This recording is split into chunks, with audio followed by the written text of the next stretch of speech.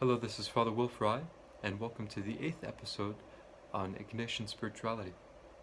After spending 7 episodes preparing to delve into the rules for the discernment of spirits, according to St. Ignatius of Loyola, as found in his spiritual exercises, in this 8th episode, it's finally time to begin to look at the rules. And we'll start, of course, with the first rule.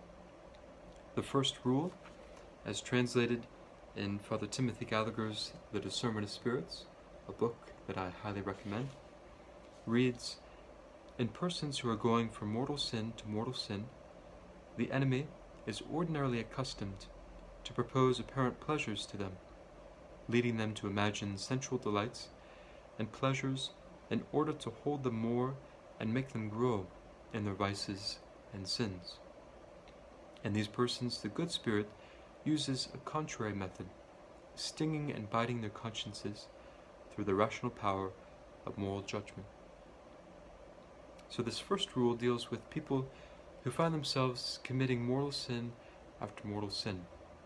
And if you remember, the Church teaches that mortal sin has 3 qualifications. The sin must be grave, it must be serious. The sin must be consented to by the person, and the person must have full knowledge of the seriousness of that sin. This means that sometimes if someone is ignorant for a proper reason, or if one's passion or habit drives that person to commit a mortal sin, it's possible that the severity of this sin is lessened. However, we have to remember that mortal sin does indeed exist, and that mortal sin is committed.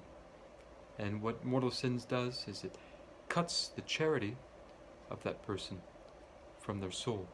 It cuts the spiritual life, it cuts the connection of God with that person. And so someone in mortal sin can still live their natural life, but their supernatural life is dead.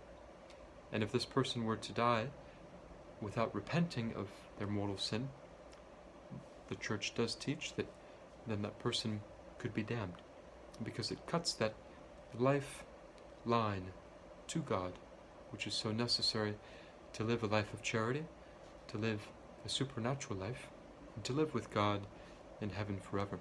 So it is very serious, and this first rule deals with people who are going from this serious sin to this serious sin. And in so doing, Ignatius says the enemy, namely the devil, fallen human nature, or negative, immoral, worldly influences, proposes to that person committing mortal sin after mortal sin sensual delights to one's imagination and pleasures as an encouragement that the person continue to commit further mortal sins, or that that person continue to remain in the state of mortal sin.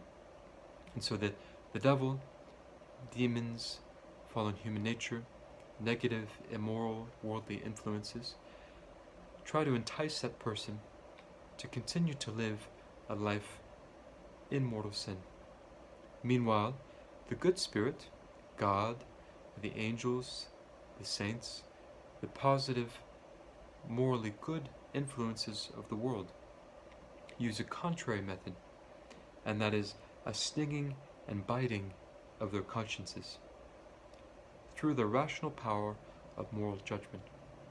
Thus, God, the angels, the saints try to reveal to that person the wrongness of their actions by stinging and biting their consciences, causing that person to reveal and to come to understand the wrongness of their actions, and encouraging them to no longer commit further mortal sin, and indeed to relieve oneself of life in mortal sin by confessing their sin in confession, being free of the sinfulness, and re-entering a life of charity, a life of supernatural nearness to God, and a life indeed lived in God in the Holy Trinity.